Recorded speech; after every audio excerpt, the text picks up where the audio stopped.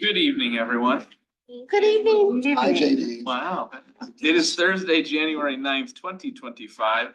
This is the first meeting of the Arts and Culture Board for the year, and I'm calling the meeting to order. First thing on our agenda is City Council Liaisons Report. We do not have a City Council liaison. As you want to, No, go ahead. as you may or may not know, Gretchen Ryden stepped down and resigned from City Council after being elected to serve in the State House of Representatives for District 38, which is ours. So until council has a chance to regroup and appoint a new liaison, we are flying solo and can do whatever we want. Next up is the director's I'm report. not sure. Took some liberties there, didn't you? Director's report is up next. Oh, After you, if you like, my son. fine, sure. We always fight. We do. Good evening, Arts and Culture Board, Dennis Quinn, Director of the Bemis Public Library, pleased to be here as always. We have made the transition from 24 to 25 pretty healthfully. We have a bit of a spike in programming for the winter season while school is out, as we do in summer, not quite to the same extent, but to help fill the gap and keep our young minds and young learners engaged. A handful of guest performers over a 2-week span brought between 120 and 170 attendees apiece, which we're rather proud of. And everybody had a good time. We also are looking ahead at 2025. We have some changes in the works with our electronic resources. Our team has been doing some study on relative usage and comparing that with the cost to the city to provide a certain resource. You'll see some changes coming soon in our some of our e-newspapers providers, some of our self-guided learning databases, some new resources that will be in addition to and not replacing I guess systems that we have in place already. Some of those are still in the works because we're working out the contract negotiations, but we're looking forward to refreshing our menu of electronic resources that are available to all in the community very soon. And some other facility projects and infrastructure work that's going to be coming this spring and summer, more to come later. But for now, glad to be here. Happy 2025. Attendance Museum Director, happy to see everyone here. Happy New Year. I don't have a lot. I will let you know. Well, quick things we did as we pivoted also from 2024 to 2025. We haven't got all our final numbers in yet, but it looks like we're going to be very close to finally getting back to our pre-pandemic attendance numbers. That's been a goal of ours since 2020, so we're really excited to be so close. I think we are pretty close, Becky, but I don't remember exactly where we were. I think we were 118,000 last year. I think Okay.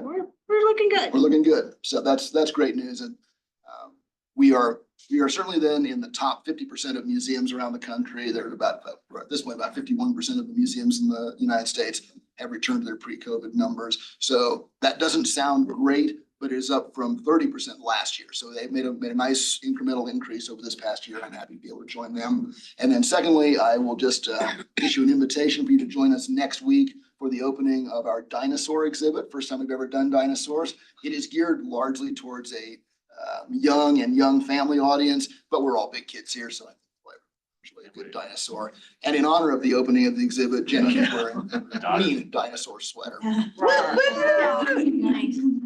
I have Next Thursday here. next Thursday here. What time? 5:30. Thanks, bro. I have to specify that it's her green dinosaur sweater because it is not her only dinosaur sweater. That's all I've got, JD. Well, besides being curious of how many dinosaur sweaters Just you know. For now. The next thing on our agenda is public comment. Is there anyone signed up for public comment? Do you?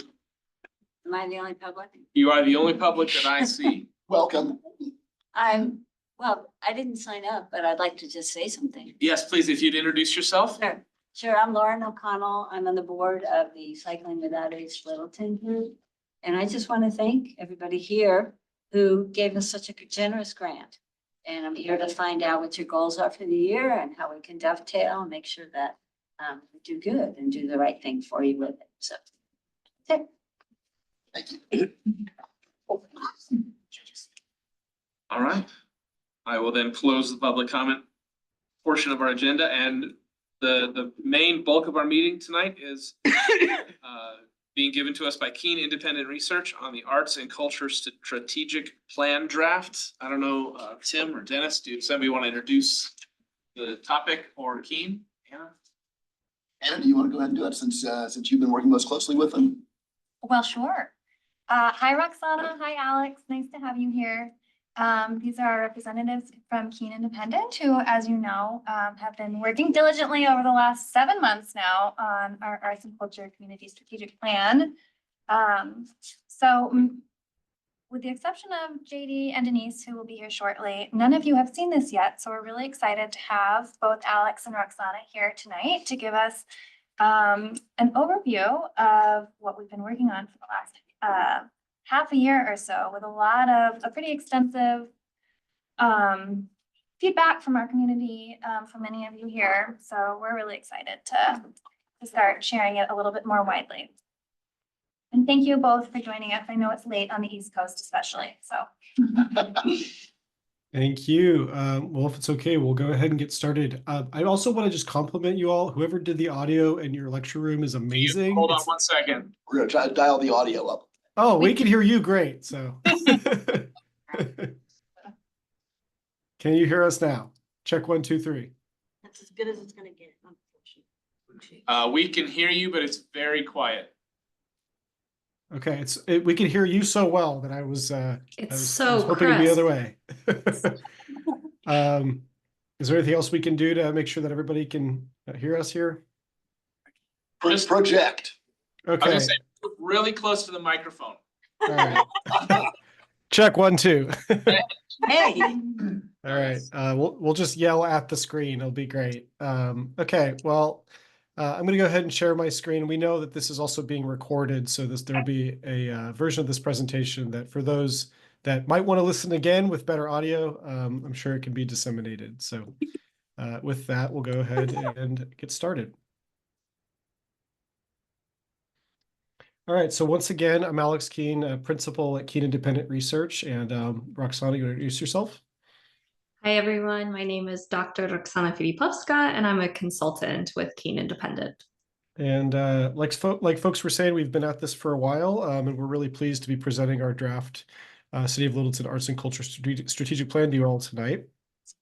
Just a quick presentation overview. So we'll be going through just a little bit more about Keen Independent, how we got here, our methodology, an overview of the draft plan, some of our key findings, key recommendations, and then an invitation for feedback. This is still in draft. We're soliciting any final comments on this plan before it becomes an adopted plan. So Keen Independent Research, we're a national consulting firm. I lead our arts and culture practice. Many of us have operated and curated different types of arts and cultural facilities and programs. We think we're great at stakeholder engagement. This has been a really fun project for that. We had just a phenomenal public meeting in late 2024 to speak to you all. We had a great survey as well. And we've done a lot of work in the Colorado area. I actually grew up in the Denver metro area, so it's as the project team will tell you, this was all very close to home for me as we were basically touring my childhood in Littleton. So but it was just really, really fun to see where Littleton had gone since I had spent a lot of time there.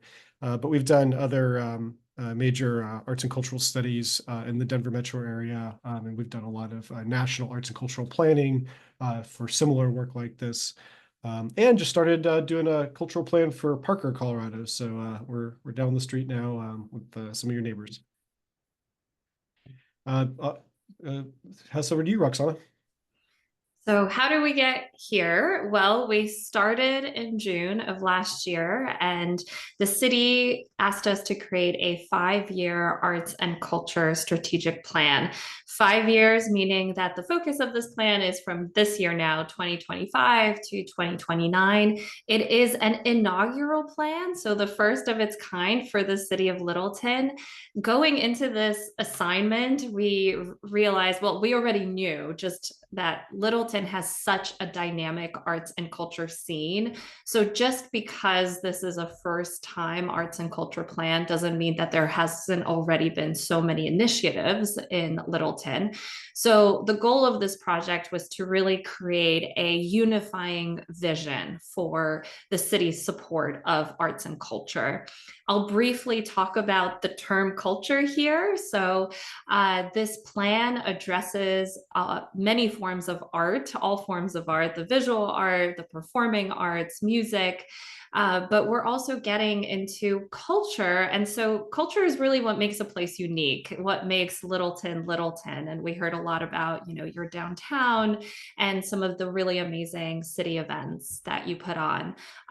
We heard about the role, of course, of the institutions, all of the so many of them in the room being represented. Oftentimes when we talk about arts and culture, it's also very important to just mention the role that libraries play within that. And so the project goals was creating this plan. I'll mention briefly that when we started this project, it was called an arts and culture master plan.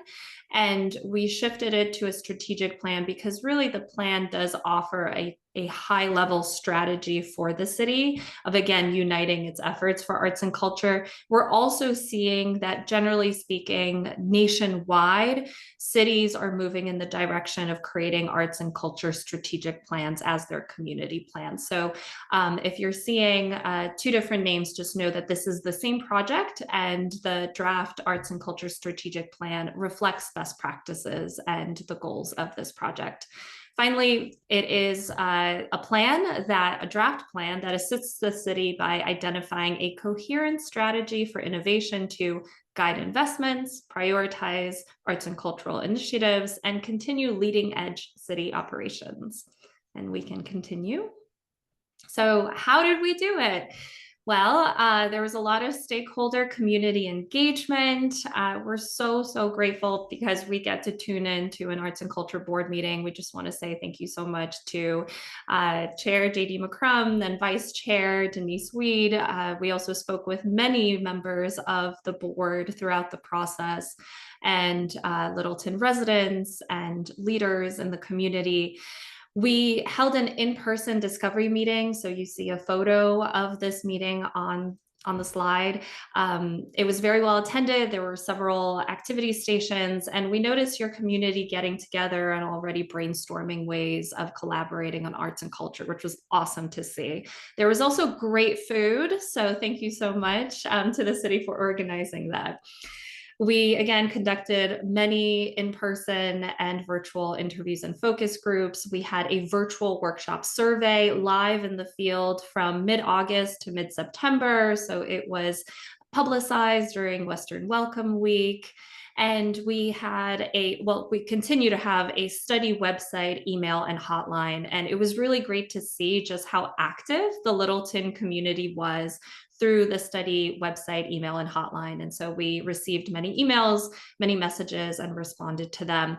Together, all of this amounted to about 350 residents and community members contributing to the perspectives in this plan. We also conducted extensive mapping, and Alex will be showing what we learned through that extensive mapping. We completed a SWOT analysis, which stands for strengths, weaknesses, opportunities, and threats. It's a really high-level analysis of your arts and culture infrastructure. We analyzed demographic trends and arts and culture behaviors. And so what we learned is that, like many areas in the Denver metropolitan area, Littleton is projected to grow in population, but not in an unmanageable way, right? So we do have a section of this draft plan. It's an appendix, market analysis, where you can take a look at some of what we learned in terms of population growth. And so we're seeing that there's definitely going to be some growth and growth in interest in arts and culture activities. But again, it's going to be manageable. Some of the communities that we work with, we see actually a decline, right? When we project out into 2030, 2040, some communities we see such a high exponential growth that we really start to look at, oh gosh, what needs to happen here in order to accommodate the growth in terms of arts and culture. With Littleton, there's a lot of, again, a theme of manageable growth that we learned throughout the process.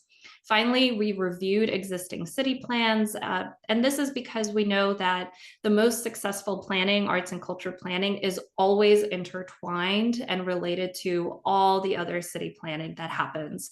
So, we really thought about how arts and culture can support Project Downtown, City Council strategic goals, and so we took a look at greater city planning. All right, I think, Alex, I'm going to, oh, yeah, I have one more slide here. This is just a general introduction to how to use this draft plan. So if you hadn't yet reviewed the plan, know that this is live on the study website. So there's a QR code on the screen. If you actually take a photo of it with your smartphone, this will bring you directly to the draft plan.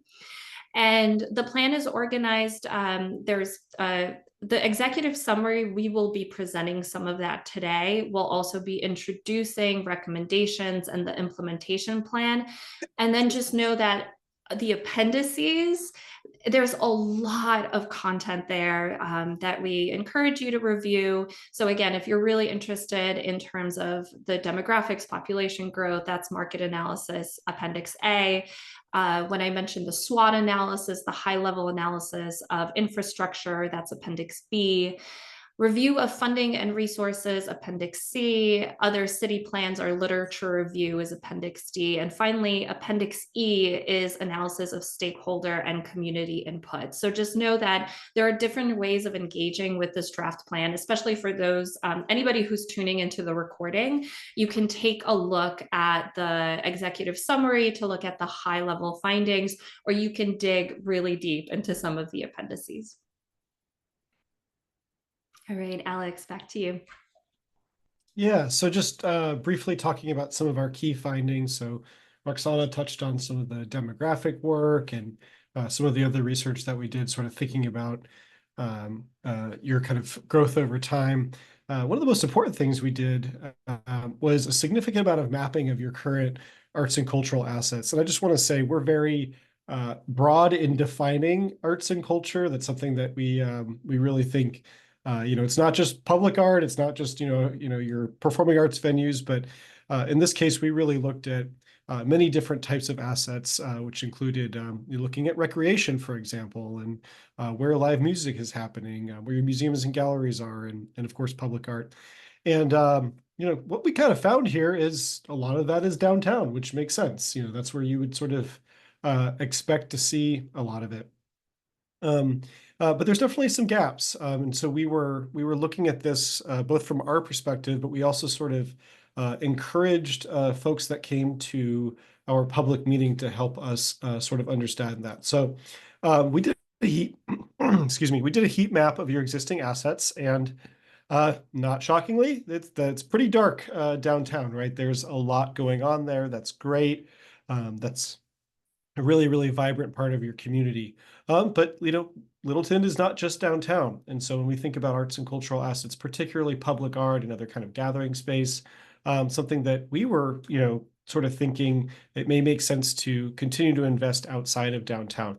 And then we asked your community and had them just put a bunch of cool stickers on a map. And they were both saying, hey, we want even more downtown, but also we want arts and culture throughout Littleton. And you can see down on the bottom left of this map, one of the areas that was really identified as a part of the community that's not really been heavily invested with arts and culture. And you see this both in the existing assets, but also what the community identified was Trailmark, right?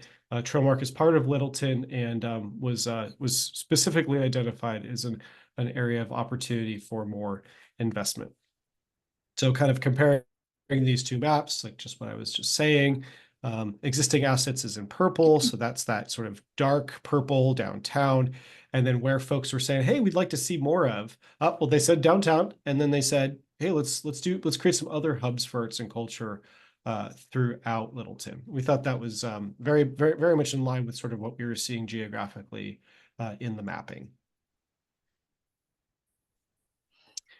Back to you, Roxanne, I think. Yep. Yes, so we also took a look at, is there a shared vision for the city's role in supporting arts and culture? And here, sometimes we do find that the shared vision is less city engagement. So one of the first findings that we found was that actually Littleton residents and community members do see a role for the city, do see that the city is an important player in supporting arts and culture. And so we asked many stakeholders and in focus groups and in interviews, we asked, what are the markers of success? What would you like to see 5 years down the line?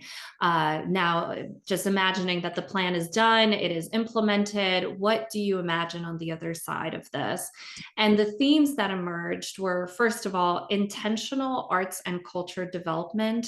I'm going to go through these. I'll just read all of them and then just explain one in a little bit more depth. Then collaboration among local and regional organizations, and arts and culture throughout Littleton. So these 3 themes of markers of success.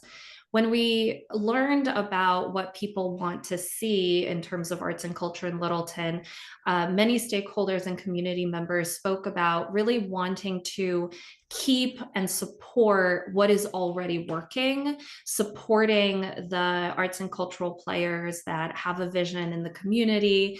Again, really supporting local creatives, local makers. And so that first marker of success, intentional arts and cultural development, is one that is very sustainable and nurturing towards what is already working. We have a corresponding quote here from a stakeholder: serving locals builds a stronger community. So many people saw that actually arts and cultural planning is very important to ensure that there's a sense of community and a feeling of community in Littleton. Collaboration among local and regional organizations. We heard a lot about how the city of Littleton, or Littleton, the city, doesn't exist in a vacuum. There are so many players there. You all collaborate with South Suburban, the Downtown Development Authority.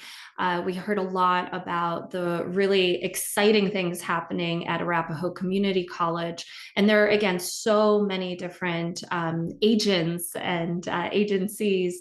And so we really saw and heard that people see a path forward, a marker of success, that there's actually a lot of collaboration among those regional partners.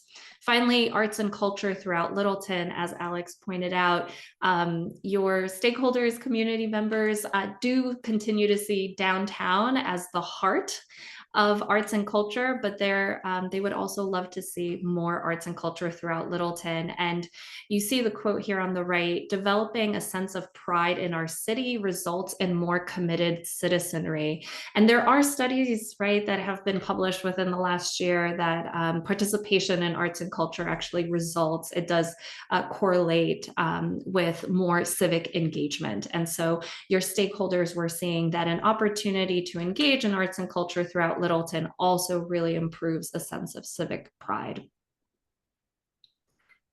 And we'll now take a look at recommendations.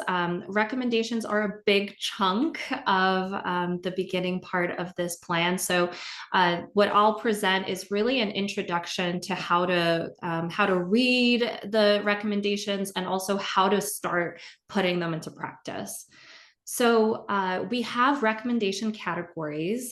There are 5 of them. And before I read them, I just want to mention that these are listed not in terms of priority, and they are not listed in terms of chronology. So they are equally important, and we see you working on each of them. Maybe some of them you're focusing on in later on in 3 years or so, but you can really be putting a lot of effort and also activities into each of these categories at the same time. So just because something is numbered 1 doesn't mean it's priority 1. We we really see them as all equally important. And so the categories are activate existing resources. This is really, again, acknowledging you all are doing some really amazing things in your community. Other communities are looking to you for the things that you have grown and developed over the years. So how can the city activate existing resources? Recommendation 2 is cultivate arts and culture for all of Littleton. This is a little bit of a perspective shift, right?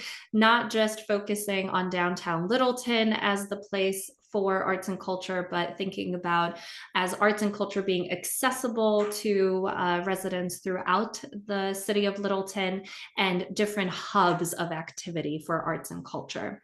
Next, number 3, foster the broader arts and culture ecosystem. This is really thinking about how the city collaborates and plans with different stakeholders in the area.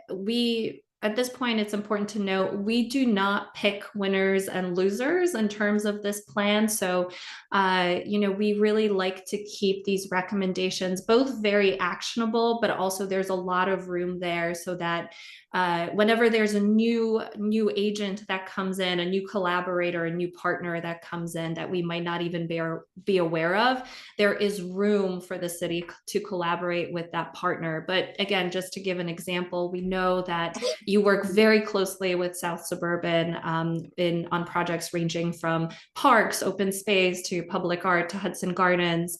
Again, Arapahoe Community College, we know that there, for instance, there are 2 maker spaces in the city, at least 2, and just thinking about how can you kind of collaborate across, for instance, what's offered by the city and what's offered by Arapahoe Community College. Number 4, develop and refine governance policies and procedures. When we work with communities like yours, where arts and culture is so developed, we, at this point, thinking about a high-level strategy, we also just want to make sure that, again, everything that is working continues to work really well, and that we don't add more complex things as we continue to collaborate, that we don't add layers of red tape. We make sure that things get easier as opposed to harder when it comes to working together. And finally, plan for Littleton's future. So this is probably not going to be, it is the first plan of its kind that you're doing, but it's not going to be the last. And so thinking ahead as to how do you want to set yourself up for, the next 5 years after this 5-year plan. And so as you go through the draft plan, this is just to walk you through it, you'll notice that the 5 recommendation categories are that high level theme, and then you have actions. So this is really thinking about, okay, so if you're going to activate existing resources, how do you do it? How can you get there? And so you have actions ranging from 3 to 5. And then under those very, very specific actions, we have suggested tactics. So for instance, this is the first page of the recommendation section. The category is activate existing resources. How do you do that? One action is an inventory program to inventory programming and resources offered by arts and cultural organizations throughout Littleton. So really, really getting clear as to what exactly is already available. And then in the suggested tactics, we go into suggestions on how to do that, from the process, from ensuring that the community is involved, to like measurable ways of getting a sense of, is this successful? And also thinking about, again, sustainability. So just know that when it comes to the tactics, there's a lot of flexibility here. There's flexibility for your own vision and for recognizing that maybe there's a new opportunity that comes up. This is meant to be a living, breathing document. This is, in many ways, this draft plan is a scaffolding, right? So it is a scaffolding for you all to then start filling in with your ideas. So we can proceed. And again, this is probably the most helpful for those of you who haven't gotten a chance yet to review this draft plan, but just know, again, that under each of those big categories, there are very actionable actions. And some more examples, for instance, under category 1, activate existing resources, we have the action of support arts and cultural organizations in community outreach and audience expansion. So for instance, we heard a bit about the community about wishing to see more engagement with Spanish speaking members. And over the course of the process, we learned that Bemis Public Library has a lot of resources in this area. And local schools are already engaging with a lot of families whose first language is Spanish. And so rather than spinning up a new department or starting something new from scratch, activating existing resources is also first being aware of what's happening and be supporting those really great programs. An example action for the next category, introduce resource in areas without arts and culture. Again, that's a very concrete action. So what should we be doing now? What can we do? Okay, introduce resources in areas without arts and culture assets. And again, we give a lot of examples of suggested tactics. I'll take a look at a couple more examples, but we can probably proceed here. I wanted to mention we have one action, develop the Arts and Culture Board. And we have this here because what we found in the process is that the Arts and Culture Board is filled with people with vision, with passion, with skills. And we want to make sure that the Arts and Culture Board is sustainable for many, many years to come, that it's not just dependent on the people who are on the board right now. So that action is really thinking about making sure that you all are really supported in order to make sure that, again, what you are building with this board continues to take root and have impact. And we can proceed. All right, Alex, I'll hand it back over to you. Thank you. All right, so we're almost wrapped up here. Just talking about an implementation plan. So you'll see within the document an implementation plan that just sort of takes what Roxana was just discussing and gets into even more detail. We would be nothing if we didn't have detail in all of our reports here. So you'll see the recommendation, which, in this case was activating existing resources. And then we sort of have these sub recommendations that get really specific. So for example, 1-1 inventory programming and resources offered by arts and cultural organizations throughout Littleton. Somebody needs to be in charge of that. So we have a suggested lead, which is the public art administrator. There's likely going to be collaborators for that recommendation. And so that would be the Littleton Museum, the Public Library, and the Arts and Culture Board. And then we want to have goals. That's a really important thing in any sort of strategic plan. Okay, what are we actually building towards? If we can't measure it, it's not worth doing, right? So you'll see all of these goals actually are sort of setting up key performance indicators that can be measured, and you can help define your own success along the way. So we've had clients that have literally like printed out the implementation plan and put it up on their cork board, and they're trying to look at it, at least, a couple days a week to see, okay, have we made any progress in this area? So you'll see that this interim goal is inventory is completed and readily accessible to all arts and culture organizations by 2026. And then we have a stretch goal, which in this case goes to 2030. City updates its programming and resources inventory annually. So, hey, we got it done, and now we're just regularly doing it, right? That's the stretch goal. It's just becoming a routine thing that we're doing regularly. So that's an example of the recommendation, the suggested lead, the core collaborators, when to start by, what your interim goal is, and what your stretch goal is. And there is a lot of detail in this. So we really highly encourage you to take a look at the implementation plan because it's some of the most meat of the plan overall. And back to Roxana to kind of close us out here to invite some more feedback. This is a draft, and we absolutely welcome feedback. Again, we have a QR code on screen. Please feel free to scan it, and this will bring you to the study website where you will find our study email and our study hotline. And now we would love to hear your feedback, and we would love to hear if there are any questions. Can you put that previous screen back up, please?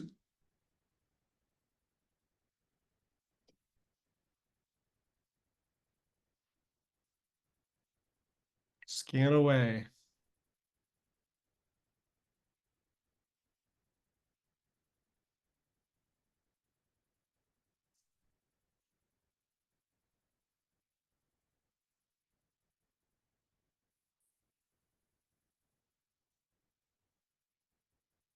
So I think, yeah, let's just open up the floor to comments or questions and direct them to Thank you.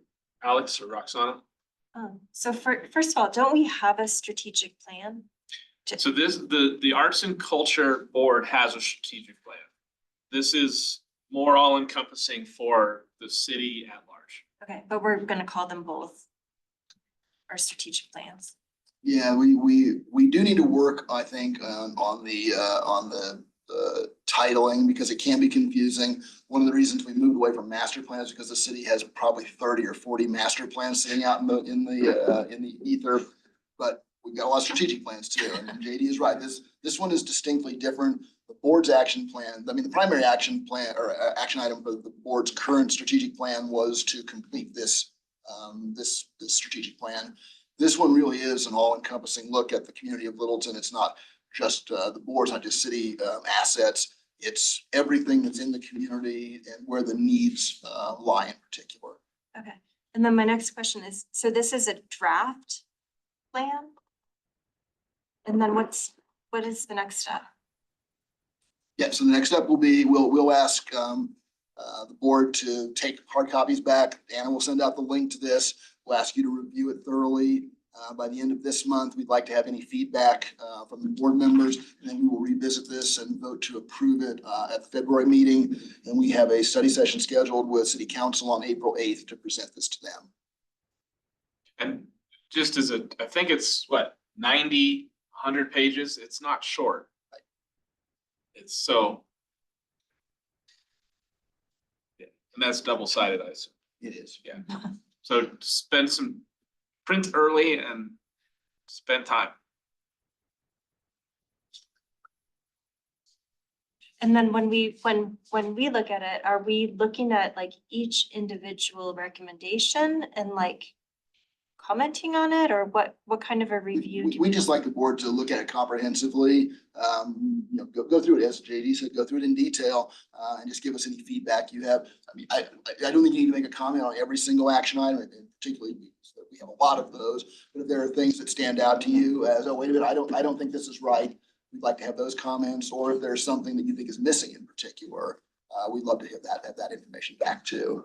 As well as anything that doesn't have clarity. Yeah. If you're citizen at large reading this, we want it to make sense. So look at it through those lenses as well. I'd say I'll put it this way, it's 97% done. Yeah. But can be tweaked and shifted. One comment I would just give in that regards. Yeah, we really appreciate any feedback. You may find some recommendations that feel sort of broad.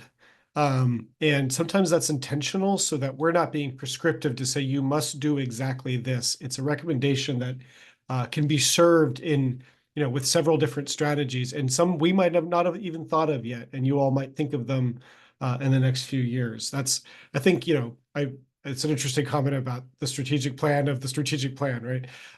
But that's exactly how I think of strategic plans, where you're giving very high level direction, and then you're asking folks to interpret that and try to meet the goals of the strategic plan. But sometimes what has been contemplated in January of 2025 may not reflect, January of 2028 as a specific tactic, but the overall recommendations are still intact. And I think that's something that as you're reviewing it, keep that in mind, that you'll be the ones guiding how this plan will be implemented. But the information is there to help you make those decisions.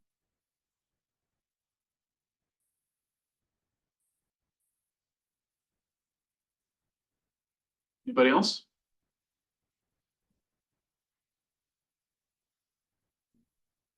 Everyone has a little homework.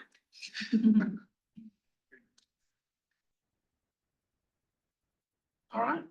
Okay. Well, thank you so much, Alex and Roxana, for all of your work. And I don't know, do we talk to them again, or we just Done. We'll certainly provide them with some feedback, but I do want to say to Alex and Roxana, we really appreciate all the work that went into this. I know this was a relatively short timeline, and these are as good a consultants as I've ever worked with. They really are a great team, and they really worked just seamlessly with our staffs and the board leadership. I know that there's a lot to go through in this plan, but I think it's really a great first step for Littleton. We've never done one of these arts and culture master strategic plans before. This is uncharted territory. And I think it's given us a really good roadmap to start with.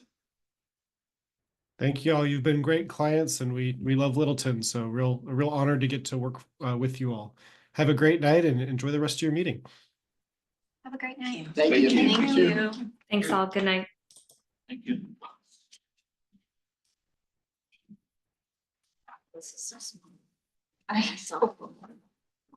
That's right. All right. Any other, so just now that they're off, any other thoughts or questions about process or concerns or moving forward that you can address? I don't know, maybe it's just me, but I know this was being worked on in the background, and it was just like, ta-da, here we got it. It's like, and when you say it's like 97% done, I'm just like, that's a ton of work that got done. You could tell it was all done behind the scenes. So they were like, they had a bunch of sessions like with all the different. They had a really robust community engagement process at several stages throughout the project. So we felt like they touched a lot of bases, and particularly getting over 300 independent contracts. That's pretty good for a first time study like this. And I just want to add, I think JD is right that the creation of the plan is 97% done.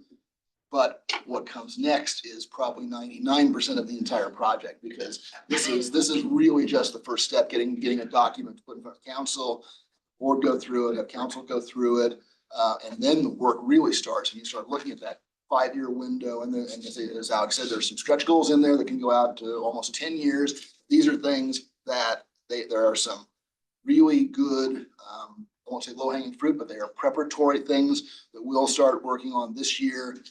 And really look towards 26 and 27 for a lot of the hard work. We'll be going into council with a budget request, at least for the 27 budget. That's kind of where we're lined up right now for some implementation of this once council has approved it.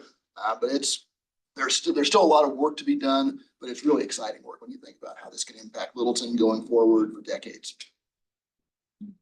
So after council approves it, then it comes back to us, and then, so I haven't even looked at it, but, were there a recommended lead was like the board, a recommended lead for? There'll be a staff lead on all of the action items, but there'll be a lot of board participation in these things too, and particularly when we get to some of the implementation stages, there will be a lot of hands-on work for the board to do as well. Okay. So like when we look at it, do we look at it like, I mean, that's all in staff's hand, like who is the lead and, right? So we're just kind of eyeballing it for clarity. I would encourage you, so the Arts and Culture Board is listed a lot under the collaborator part, not under the staff lead. Okay. And I would offer you could look at it through at least 2 different perspectives. One is as an Arts and Culture Board member, does this seem doable? Does it seem tangible? Does it seem applicable? Does it seem practical? Whatever, however you want to define it. But also take yourself out of your role here on the Arts and Culture Board. And as a citizen, as an artist, as an art consumer, does this make sense for the greater the city of Littleton and the greater area of Littleton? Do they touch on things that seem important to them? Because eventually, and before 2030, most likely all of us will be off of this board, or at least on the tail end of terms. It's still our plan. It's still our plan as people that live here and want to move towards a certain goal as a city. So it should resonate beyond what we do in this room. Okay. And the hope is, my hope at least is, that while we will be champions and drivers and executors on portions of it, other people, other groups, the Littleton Downtown Development Authority, the Chamber, the Arapahoe Community College, the school district, Hudson Gardens and South Suburban will all use this document and say, how does what we do and what we're doing and what we're looking at doing fit into this larger plan? And so it truly, hopefully, will be a document that is a resource for everyone who lives here, not just this body of 11 people. Because it will take the whole community to realize the vision. Absolutely. I think the big question on my mind is how to make that collaborate and plan with other stakeholders more concrete. Just on this committee, I'm often still kind of trying to nail down exactly what our city relationship with is for like South Suburban, Hudson Gardens. That still feels so fuzzy to me. And I know that the collaboration between arts and culture and South Suburban would be really pivotal in making a lot of this happen. But I still don't really have an understanding about when or where South Suburban meets. Is that a city council thing? You know what I mean? And then even LPS, I guess I'm still a bit confused about where and how LPS can get involved. And obviously we would mutually benefit in these relationships with these huge entities. And yet I'm still not sure if there's ever any written, printed, guaranteed, accountable time that these entities ever come together. Go ahead, sorry. Oh, I was gonna say, so that's where our role as essentially an advisory group to our city council comes into play. And it's why city council's endorsement or adoption or whatever action or acknowledgement of this plan they make, hopefully as early as April 8th, but they may give, at that time, they may give direction or ask questions much like you are to say, how does this play out? What does this look like? And then we can refine it and bring it back to them. But their endorsement, then that lives with the city council and through their work plan and through their goal setting, so that because they meet with the school district, they meet with South Suburban, they meet with all these other entities. And we want to both arm them with information and facts and plans and a vision that they can take forward, but also be a supporting body so that when they say, yes, let's do that, we can come in behind and execute. So it's city council's role and the city manager's office to be that connection between those other bodies. Yeah. We are designed as a body to advise them and be the experts in arts and culture for the city so that they don't have to be the experts in all things all the time. And you'll notice as you go through some of the action items and recommendations that there are a number of places where, someone from the city manager's office is the lead. Deputy City Manager Mike Gent is listed several times as taking the lead on some of these pieces. But I think your uncertainty is not misplaced at all, because a lot of these relationships don't exist to the fullest at this point. I think there's more relationships certainly with South Suburban because there's been that continuity for quite a while in certain areas, but really in arts and culture, it's a bit hit or miss. We have tried to work with them. They've tried to work with us. This, I think, will give us some framework around that. And then LPS, and while there's been a great relationship between the city and LPS for years, that really hasn't been in the arts and culture areas for the most part. So I think we've got a real opportunity to start building those using the strategic plan as a framework. But you're not wrong. A lot of those aren't there, and they certainly, if they are there, they're not fleshed out in this area. Okay, thank you. I mean, I was gonna ask this basically the same thing of like, where's the shepherd? Like, who is, gonna not force the communication? I think I was also looking at like, the reminder of this exists, like who really kind of oversees helping facilitate the direction of it. Like, it's the creation of the document's great, but like, who's gonna help, how does that, and I think you explained it, some of it's gonna be organic. Yeah, I think very much so. And staff fully understands, we're going to be taking the lead on a lot of the nitty-gritty work that goes forward. We're looking for vision and direction from the board as we board. There will certainly be things that the board will have their hands in and be really intimately involved. And I think JD mentioned several roles. I would also add advocate and ambassador, because I think those are gonna be really important as we move back out into the community and say, this is what we heard from you going through this process. This is how we developed the plan. Now we're gonna start putting it into motion. There'll be a lot for everyone to do, but our goal as a staff would be to make sure that that is manageable for our volunteer board members. And we'll push and be obnoxious as needed. I mean, for example, Tim accidentally said 2027 for budget when he clearly meant 2026 just a few moments ago. Slip of the tongue, we hold accountable and push these things forward. I did say it was possible we might be earlier, but I thought you'd catch that. I haven't read this document, but I'm just so curious about how this correlates with Project Downtown and like what the relationship is between the two. I think that's another one of those relationships that we're gonna be developing both within the city staff with economic development, community development, with Adrian Burton, who's the manager of innovation. Performance excellence. Well done. Nice. And with the. What's that? What? I'm gonna let Dennis say that again, please. Her full title is Manager of Innovation and Performance Excellence. She offices in the city manager's office. What's her name? Adrian Burton. And what does she do? She's the manager of innovation. I got the title.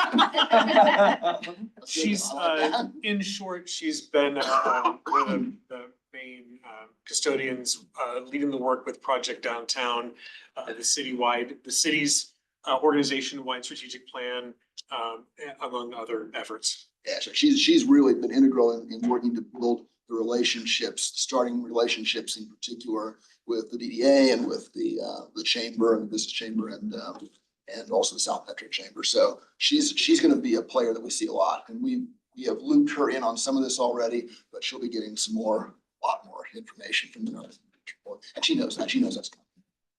But there's nobody that exists like her for things like the school district or South Suburban, right?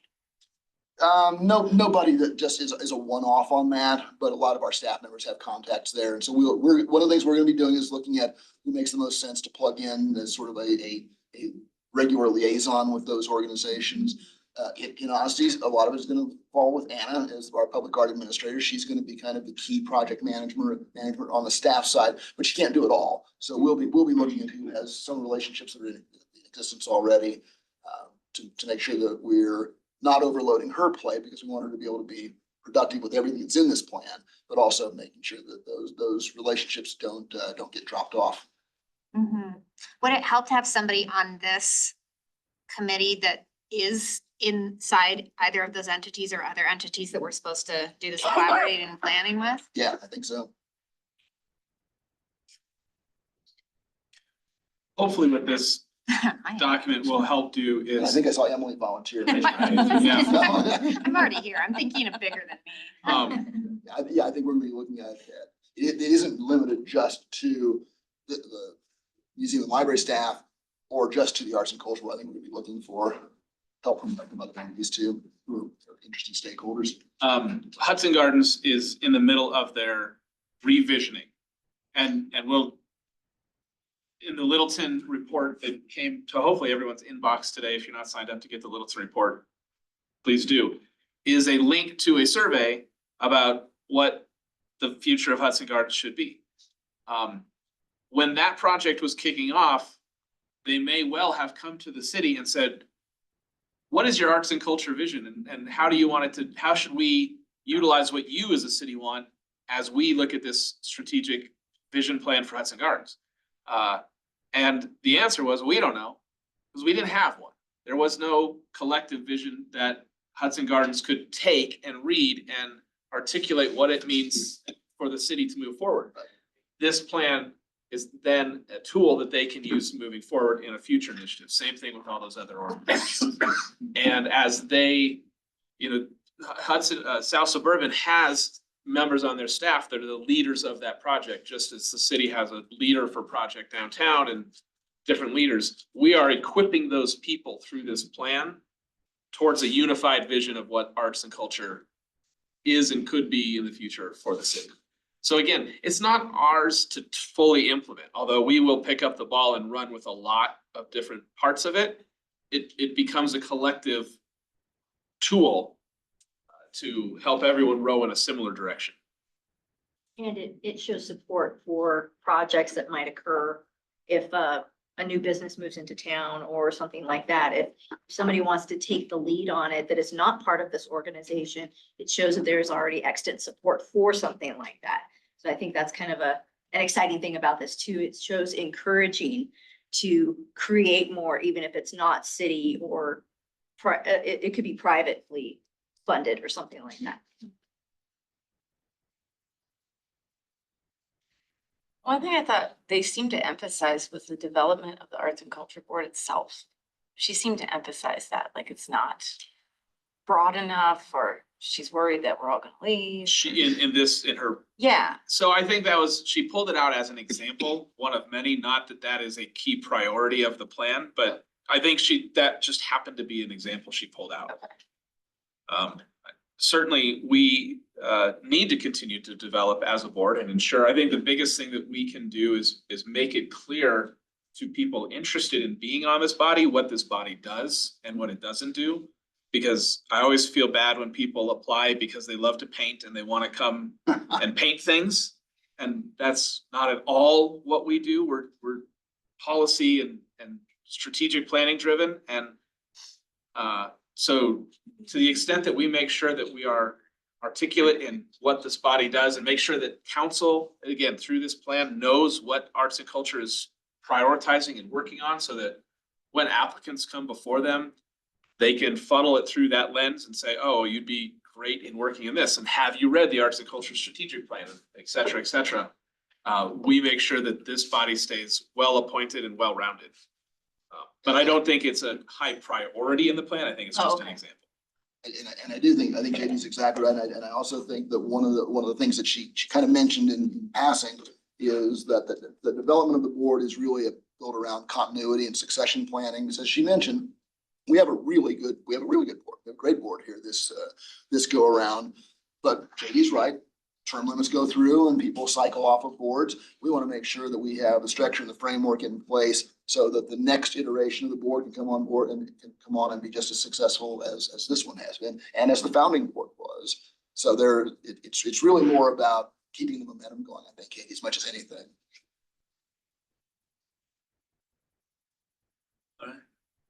So is there a way we can get a copy of this without burning out? I mean, I would take black and white. I don't need you to burn out your ink, but I don't want to spend night. No, I mean, I attached it with the agenda, so you have a digital copy. If you'd like a hard copy, please email either me or Anna. A hard copy, but. Yep. Thanks. It is easier to mark up on hard copies. I still feel like that. Well, and I feel a little cynical about it, but when he mentioned that they were doing the same thing for Parker and he's going down the list of things, it felt a little general. Like you could insert Parker in there. I mean, they've done a lot of work with different communities here in the Denver metro area, but we've looked at all their plans. They're not the same. Okay. I think he's simply saying we do master plans, we do strategic plans. So we have experience here in the Denver metro area, so they had some familiarity with it. But that's a really good question. But we've looked at them. They're not cookie cutters. They're definitely very specific to each individual. Yeah, and they wouldn't have been able to show all the continuity in their presentation tonight, but some of us who got to see the transition between the information gathered at the focus groups and through the surveys, through the engagement night, could watch that go through, for lack of a better word, the sausage maker, and turn into the product. There is continuity, and it is rooted and grounded in what our community said they wanted to see for the future of arts and culture. And there's no one more cynical of consultants than me. And no one can tell you that more than Alex and Roxana and all the meetings that they sat in with me. I think that's a fair observation. Yeah. It's a consulting firm that made a strategic plan, and that's what they do for a living. Right. And we gave them a relatively short timeline and with a relatively small plan. So you look up their other plans. There are similarities. Right. But I do think that what I have found through this, and has helped ease my cynicism, there was a lot of engagement, and I was fortunate to participate in much of it, not all of it, but much of it. And that clearly the things that were said and expressed and shared in those working groups translate directly to what is in the final plan. And I think it's a very usable plan.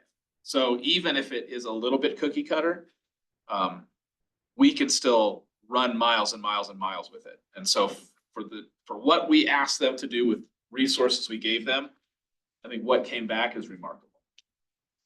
So JD, if you could, for fun, just in a very minimalist way, summarize what you think are the main objectives or goals that came out of that.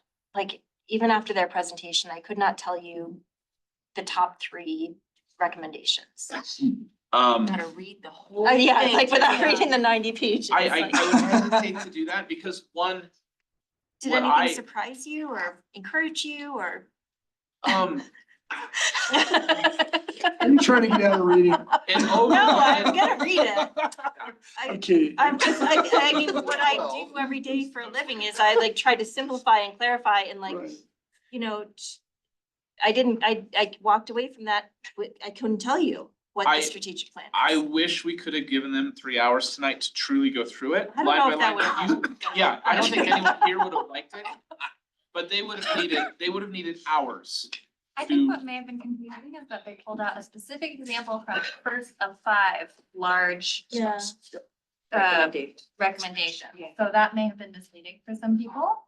It's just a kind of a pulled out part rather than an overview of the entire thing, which you will have to read. And Michelle, I will. Dennis just did a real quick deep dive on this, and section 3, page 1 has the 5 top recommendations, the 5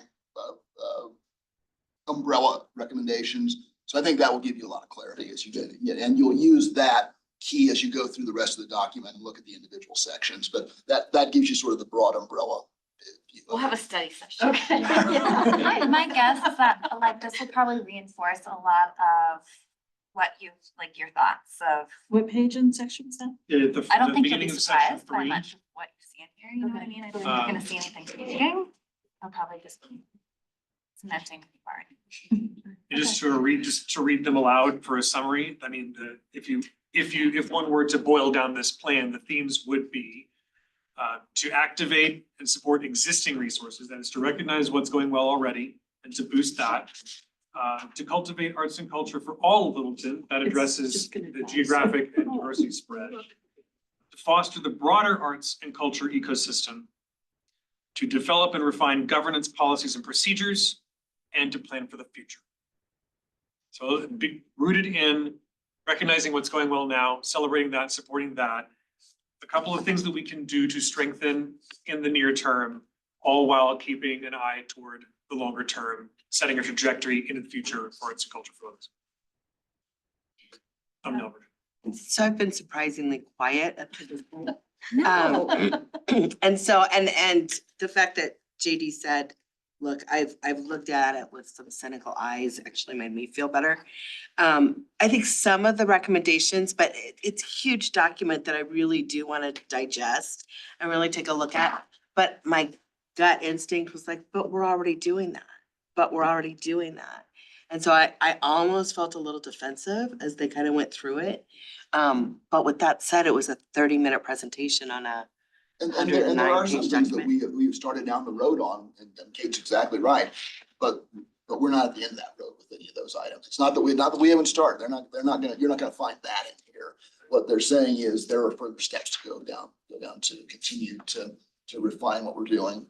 Because we have made in 4.5, 5 years, we've made remarkable progress so far, to the point that well ahead of our schedule, we have this in our hands, and we're gonna be working through that. This is really pretty remarkable that we've been able to accomplish what we have so far. Lodger's tax has helped a lot. It's not, it doesn't hurt to have some revenue coming in for things like this. But this is gonna be a real guideline for us for the rest of at least for the rest of this decade and going moving forward. But I think to what you were saying, Joni, I just went to their website and pulled up the master plan for Golden's Arts and Culture, and we were skimming it. I think it would be interesting to look at both, because I do think that obviously the things they're talking about are very specific to Golden, right? And so what we want to look at is like what makes us unique in Littleton compared to Golden or whatever else they've looked at, and like really cling to that and like have that help us Right. figure out. Well, what and we- I mean, one of the things I scrolled to, you know how long I've spent on this document now on my phone was, you know, to have empty office space used for performance audition space. Okay, duh, but who wants, you know, how do you get those spaces? Yeah. You know, that's- that that's- seems very general to everywhere, you know, office buildings. Well, tell me where our empty office buildings are here. You know, tons downtown Denver, you know, how empty You'll are find we some of down that here? detail in the plan. Yeah. There's also more homework for us as we go through and try to figure out how that works, how we bring property owners into that conversation. Right, and Because how, that's hard. well, and the other piece is LPS, you know, to use their spaces, that means that the janitorial stuff needs to stay. That means that they need to pony up some money for our summer spaces. So who's gonna hit them with that? With our budgets being crushed. So, Yeah, so I'm just There are a Debbie lot. Downer over here. No, No, I think you're being realistic. I think there are questions like that. And I would just encourage the board to look at this as the first step. Great. There's lots of stuff that comes after that, and there's gonna be a lot of challenges too.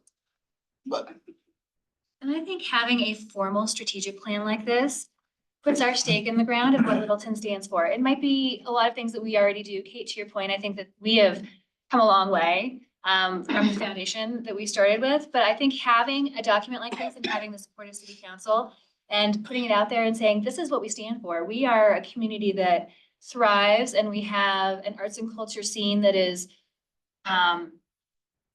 better than some cities our same size, dare I say.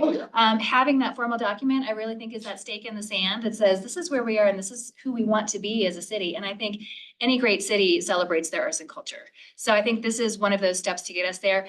A lot of the things, yes, we've done, and we may not be able to accomplish everything, but having a document like this and having it public, I think is a really important step for us. As I kind of think about going through it and really digesting it, I think I'm actually gonna take a cynical pass first, maybe with stickies. And, you know, kind of this stupidest thing I've ever seen. You could do like Put different it down, colors. you know, different colors. Cynical is red. And then be able to go back and really digest it, as I kind of think through it. Cause I think there's some emotionality to it, at least for me. That I really want to go through and then kind of take that out and then go back and really look at what they're saying. I'm just speaking for me. I'm gonna jump on that emotionality train a little bit. When I think about a vibrant arts and culture scene, I think about a city that is willing to grow and to change and to house all types of people from all walks of life, from all income levels. I think that's a pretty important part of having a city that thrives, especially in its culture and also, of course, in its art scene. I think that's going to be harder to achieve the more we kind of bear down on who can live here in what size home at what income level. And to me, I'm just gonna put it out there, that seems to be where we've been headed, especially within the last few weeks. There's a large movement to, I guess, just really kind of keep things concrete, keep things the same without allowing for those types of changes. And that's not to say plans put forth have been perfect in any way. There needs to be some additions and tweaks and changes. However, I think that that's going to be a key component that to me is kind of an elephant in any room across the city of Littleton, and it just needs to be said out loud. Not that we can change anything in here, but I just need to put my 2 cents forward on that. great point. Well, but I would disagree only in the sense of what we can change in here. I think there's a big difference in saying we are a city intentional about our art. We are a city that is intentionally moving forward with a focus on this.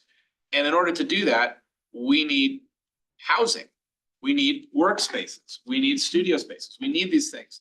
So it becomes a more pointed conversation that is happening broadly when you can focus it and say, let's not try to solve everything for everybody, but let's find some housing for artists.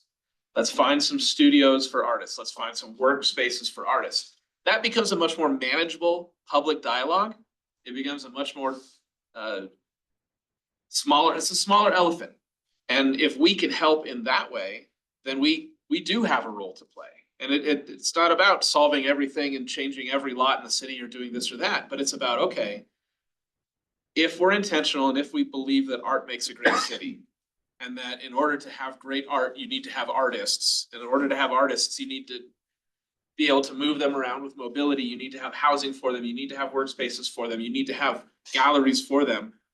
We can own those conversations. We can drive those conversations. We are empowered to. And this, again, this arts and culture plan, flawed as it may be, and I'm not saying it is, I think it's actually, again, a very good plan that ultimately we can all be very proud of.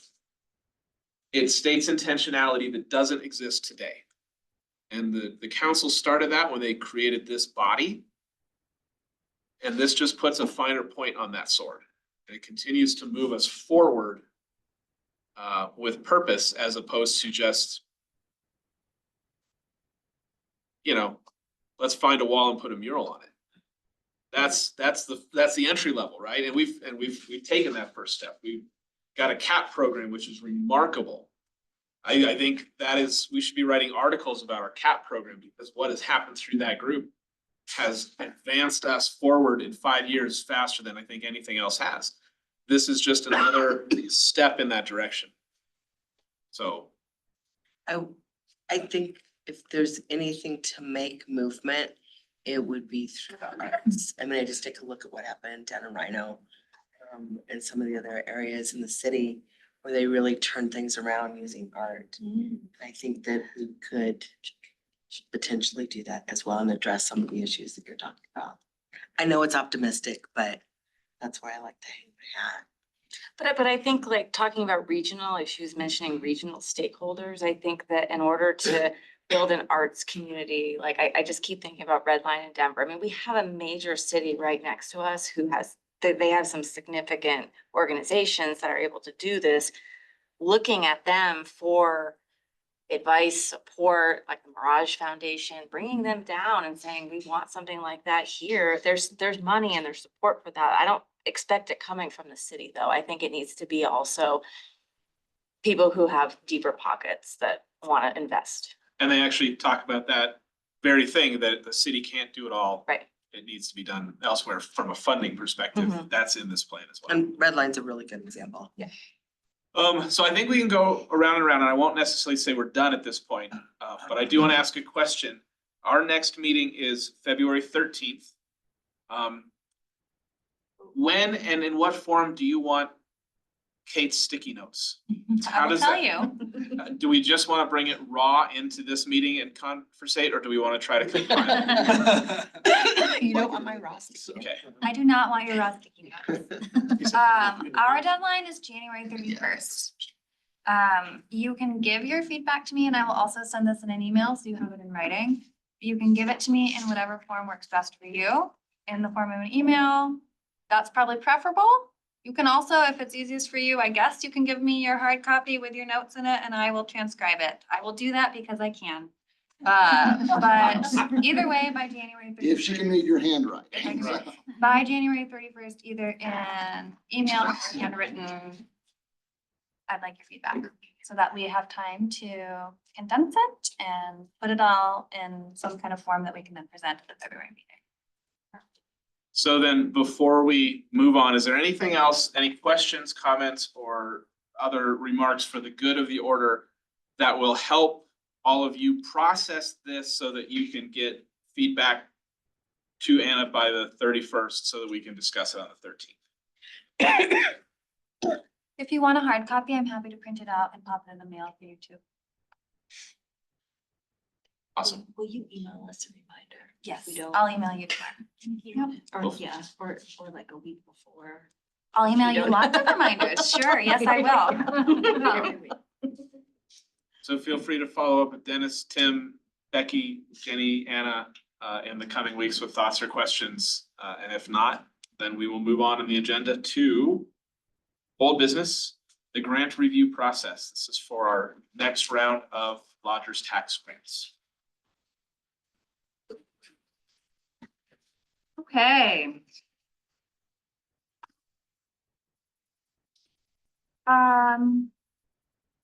use JD's words, this is a smaller elephant than what we have been tasked to review with the Arts and Culture Master Plan. This is the actual application for the 2025-26 Arts and Culture Grant.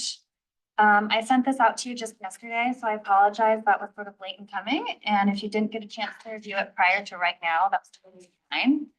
But I do want to take this opportunity to go through as a group and make sure that we haven't forgotten any really important questions, that we want to make sure that the phrasing of the questions is how you want it, because this will open at the end of February. And we need to have this finalized prior to our February board meeting. So let's maybe just take a minute to review this individually, and then we can talk through any changes. But I have tried to incorporate all the written feedback that I got last month. Thank you for section 20.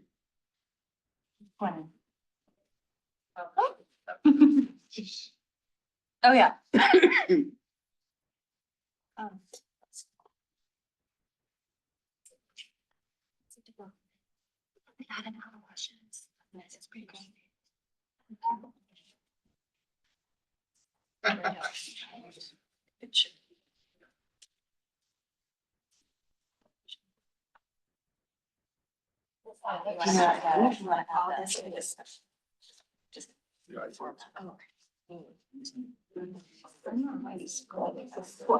You're saying question 17.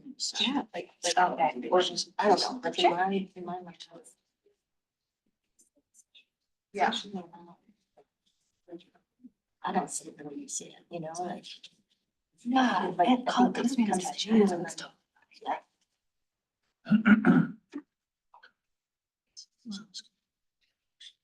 Oh, for sure. Yeah. Yes, yeah. I think this question. Questions about Yours, that's when they give it to you. Oh, yeah, I think you're good. So I. Should he was on given. Yes, you're the one who gets it, like we see. Yeah. Unless you. Load and- Anna, Yeah. the award winners be notified in advance and invited to attend. Were we Oh, wait, no, gonna? you're looking at the wrong thing. Sorry. Do not look at this Arts and Culture Award document yet. We're talking about the Arts and Grant. Culture Grant. Grant. Yes. But my comments Sorry. on the award are so smart. I will. Save them for 10 minutes.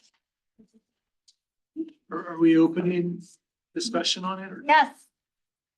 I just have one comment. Can we have like word limits on their descriptions? Or character limits. I don't know. I just feel like sometimes they get over, they're really wordy and they're not I don't very know. It's a concise Microsoft with what they're Forms. trying to Yeah. discuss and it gets really kind of, Uh, I was wondering if they could, maybe could do that or not. I'm sure they I can just use, threw it out there. I'm sure if they anyone can use suggests that. ChatGPT to help them narrow it down. yeah, I don't think that there's a way, I think in form, Microsoft Forms, there's not a way to actually limit the answer, but I can add that in the subtitle of the question itself. I can say, limit your question to this many characters. Just We look, can come to consensus. and maybe if you can't limit it, you can say, we will only read the first 100. 100 words is, Do a word count check on your I'd document. be happy to add something, but what do we think is reasonable? That's what I was. not Well, for I sure just, about. I do a lot of RFPs, like proposals for public art, and it's usually 2,000 characters. 2,000 is a lot. Character, Characters. Oh, characters, Okay. not words. So is that around what, 300? It ends up being, yeah. I think, I was gonna say 200 to 250 Yeah. seems. And that, when I say characters, that includes spaces too. I'm gonna say 250 words. Okay. I think that's generous. Is that good? I think that's pretty close. Okay, I'm happy to do that. Yeah. Yeah, because if you say characters, people will think. Yeah. Yeah. Then you'll get Well, Well, on the call for entry RFPs, it just cuts you off. It doesn't even let you keep going. I know, I can't do that. Anna, Noah? what do you think about like for number 20, if they can choose other kind of open-ended, Yeah. do you think they should insert something? Define. have a space to. Oh, They specify. Good idea. These are technical questions that I don't necessarily know the answers to in Microsoft Forms. I will look at it with Becky and figure it Yes, out. we can add a, please specify if other. Yeah.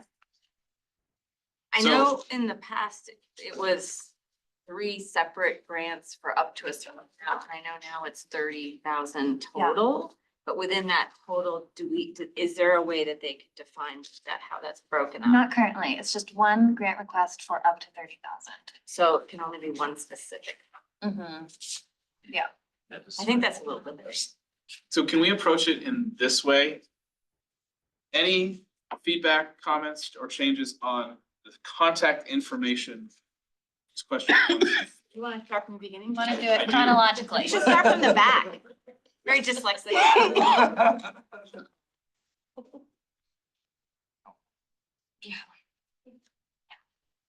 I think we can all probably agree that all the contact information questions through number 8, 9 are good. I was just wondering, so they have to be a nonprofit. They have to be a nonprofit starting in this next. So is it worth having a blurb in there? Is your organization nonprofit? If the answer is no, please do not continue. I will add that. Great idea. Oh, that's a mean, good- I'm yeah. smart. that's a good idea. I said it in like 3 other places, but you Uh-huh. can't have it too much. That's a good idea. Yeah, I mean, it's just, as soon as they click the no bullet, it says we're currently not accepting applications from. Thanks anyway. Send them a 404 message. On those lines, I think it might be wise to say like, will you offer do you or will you offer programming within city limits? Have you looked at the address wizard? Yes. Make sure that you fall within city limits, yes or no. That's a good idea. If no, does That's- not apply. How many for-profits applied last year? Not many, I think we got maybe like 10%. That's gonna be the offer programming within city limits.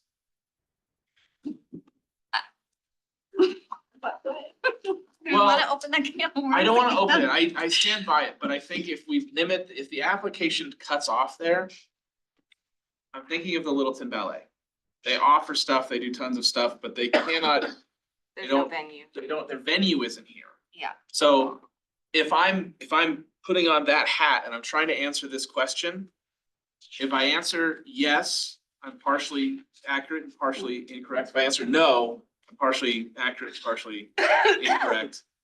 And I don't want to, I'd rather get the application in cases like that. So my only thing would be in that case, don't profit for profit, that's an IRS factual statement. Cut them off if they say no. But I wouldn't want to cut them off and say, stop, don't apply with the service, because I think there's a little gray area that I feel comfortable enough that either staff can work through before we see it, or we can figure it out. Yeah, I can definitely rework question 8, and then with the Littleton boundaries question, either way, I don't think there's a way to actually stop the application, but we can ensure that people are at least reading the requirements very carefully.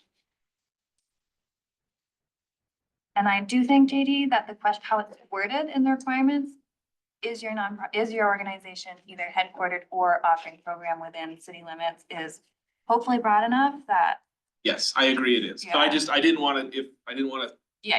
kill it. Going back to question 12. Does your organization have a mission, vision, and value statement? Do we want all 3? Or is that an and or? And I think it's an and/or. Okay. Yeah, not every organization can have all 3 of them. It didn't seem like last time, just on number 11, that we cared or checked much if they had that DEI. Did we ever follow up on that or care if they did or did not? We did not follow up if they didn't. And that's why this coming year, we made that not a requirement. Okay. So it's more of an opportunity here for them to provide that additional supplemental documentation. It's not a requirement. Okay. And I'm not planning on following up if they don't have one. I'm not gonna make them write one, I guess. So does the asterisk mean that they have to answer it? Yeah.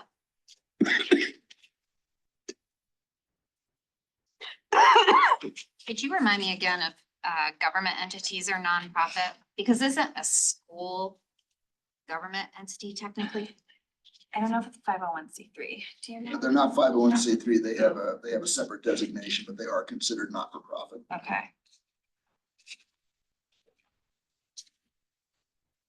Tax exempt. They're tax exempt. So they thought like Cornwall specifically said you have to be finance.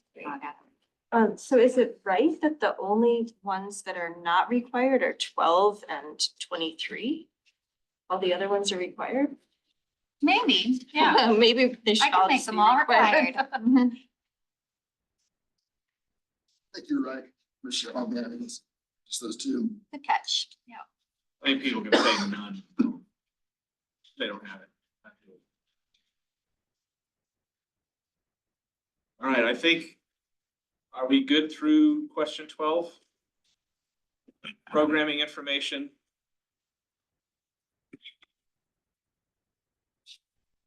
I have several here, but. Shoot.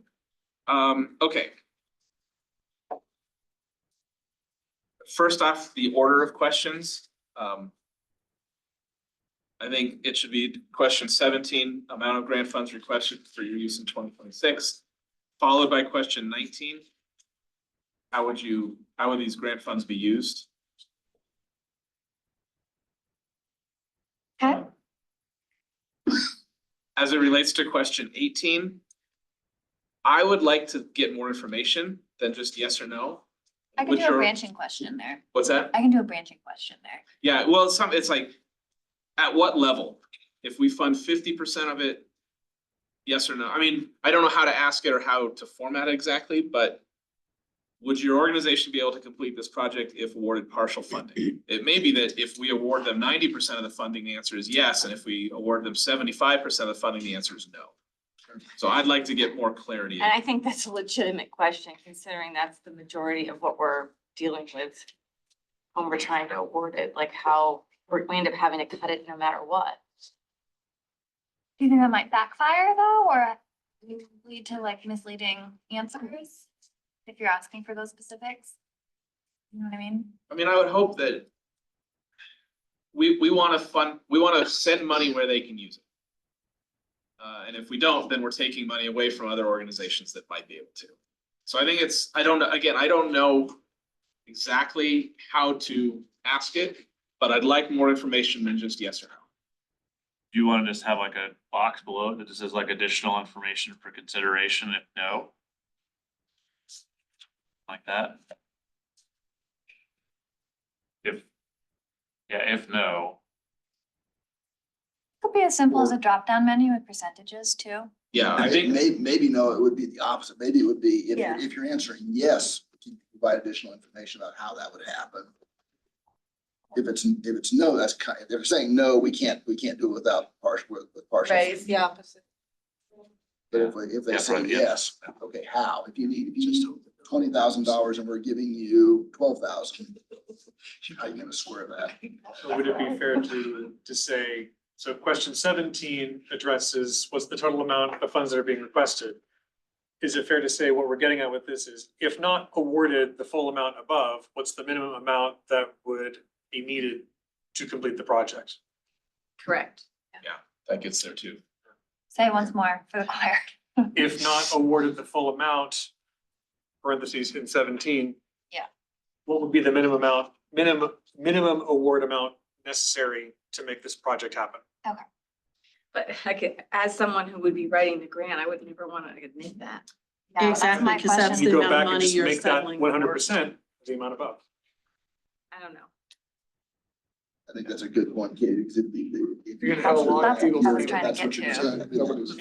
Right? I need all of it. And I think that's, for me, a little bit, that comes back to then starting to use information from past years. Because if someone enters information that isn't fully accurate, presumably we're gonna know about it the next year when, did you do your grant? No, we didn't do any of it because we didn't have enough money or whatever. It just reflects on them in future years, not necessarily that we can do anything about it in that programming year, but in the future, we could be like, wait a minute, they keep asking for money, saying that they can do it partially funded, and then they don't do any of what they said they were gonna do. So, Good point. Do we ever review those? I know that we, End of Yeah. years? yeah, Mhm. as a group. You Um, review them. This would be the first year that we've gotten them. That's, That's right, That's we right. just Mhm. received them. However, there are about 30% that have requested an extension. So the drop dead would be June 30th of this year. So. So I mean, I think it'd be um, worth looking at those. I mean, I have to have them. They're ready, I can share them. It's a lot to look through.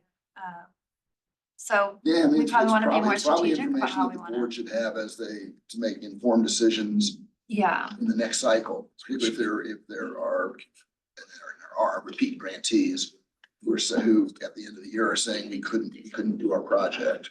That 6-month extension was at our determination, correct? it's council. No, that was a council requirement. I That matched know. up with their other grant programs. Cause it draws us, anyway. Maybe what we can do, Anna, is like a spreadsheet that has some of that information for the ones that have completed their end of the year reports, and then second section, another section that has the ones that have an extension, what their reason is for the extension. We just an edited version so the board can see whether or not they were able to accomplish what they said they were going to with the grant funding. Let's take a look at that. That's. Yeah, sure. I don't know if that totally addresses though, the question at hand though. in It doesn't totally. 18. It doesn't.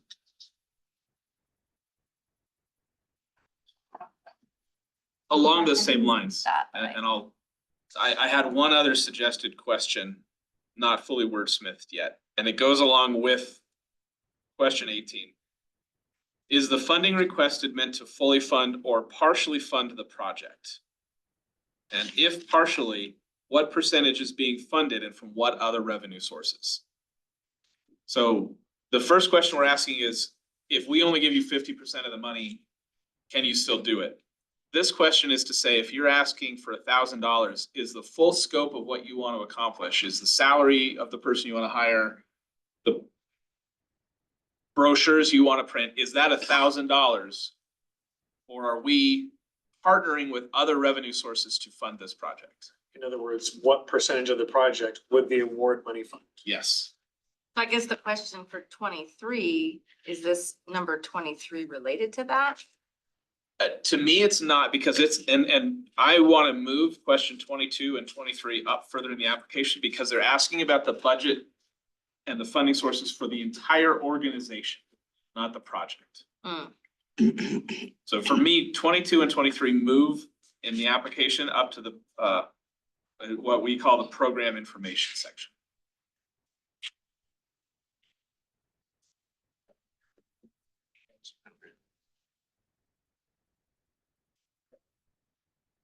I personally always like to fund something that we are not the sole for. I mean, I don't think it should be a prerequisite, but I always prefer to find a project that is supported from multiple sources and other groups. And there's buy-in from more than just the arts and culture. So I suggest for this year, for going back to question 18, because I don't think that was quite resolved. If people check no, like Noah suggested, having a second question that says, what percentage of the project would the award money fund? Like kind of an open-ended question where people could provide more context. Would that work? Sort of combining the two ideas.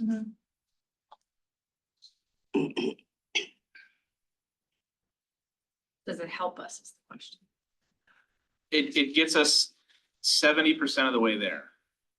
But for me, would your organization be able to complete this project if awarded partial funding? If I answer yes, it still doesn't tell me if the project is supported by other revenue sources, other grants, other donors, other operating funds from the organization. If they answer no, and it triggers that second question, then it gets everybody that answered no, but it doesn't get us the information if they answer yes. What did you say? If for anyone who answers yes, you just had a box with that you fill in a narrative, and the question is how. If they answer yes. But I think, I know what you're trying to get to, but I almost think it takes like a verbal communication with them to like unearth that. that these questions may not get to, because they're gonna make this look like they need Right. whatever the maximum amount is from us. So I think we have to be comfortable, my opinion is we have to be comfortable knowing that we don't know if that's gonna fund their whole project or not. Like personally, because I think somebody's gonna fill this out in a way that maximizes their funding. And I It think is. that the game or the exploration that you're trying to find, which is, are there other funding sources? Will this thing fail if we don't fund it fully? You know, which can help our decision making. I don't know if the line of questioning is gonna get us there.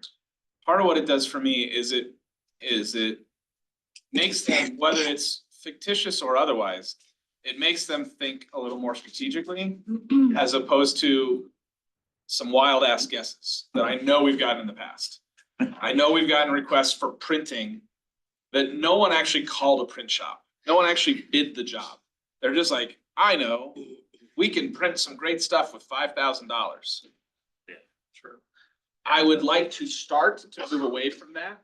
I would like to start to encourage these organizations not to have a rigorous application process, but to have one that demonstrates strategic thought and hopefully eventually alignment with the broader goals of the arts and culture strategic. Yeah, plan. because behind the scenes of it, you're really, I mean, we're dealing with scarcity, right? And trying to find the right pockets to put the money into. Yeah, I know where you're trying to go, Tom, just like some of these questions. I was actually, one of the things I was gonna ask was, can we just interview them? Like, but we've got so many applicants now that it's not feasible to do that, to kind of suss some of that out. Do other grant applications ask these questions regarding partial? Many of them do, yeah. But one of my goals, my personal goals for this is not to make it a like very onerous process for applicants, especially for the ones that are asking for smaller dollar amounts. A lot of the organizations or individuals that apply for money are asking for $2,000, and I don't want them to spend like hours.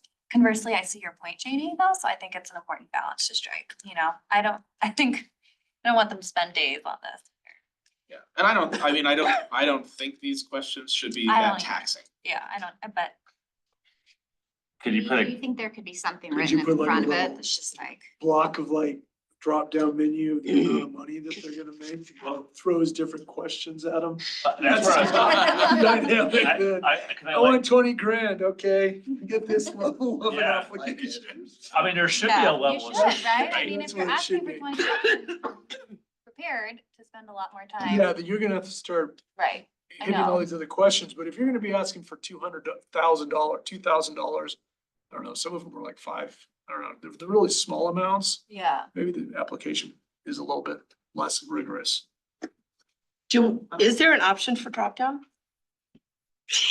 Probably not. The but- look from This is my Anna own just bad now brain. was priceless. I kind of feel like that when we say amount of grant requests, I feel like there should be a budget.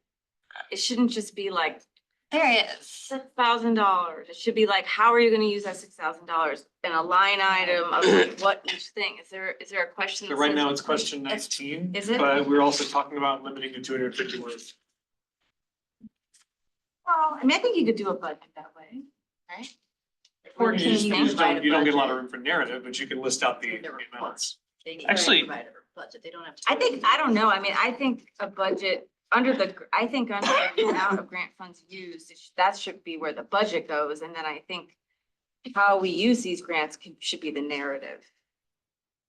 Keep in mind what the direction that goes is you're asking Anna to review 65 or 70 budgets. I don't know that that becomes a capacity issue. pretty There's no, quickly. we would be reviewing it, wouldn't we?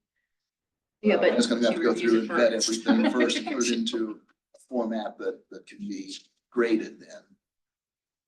Back to drop down, I just.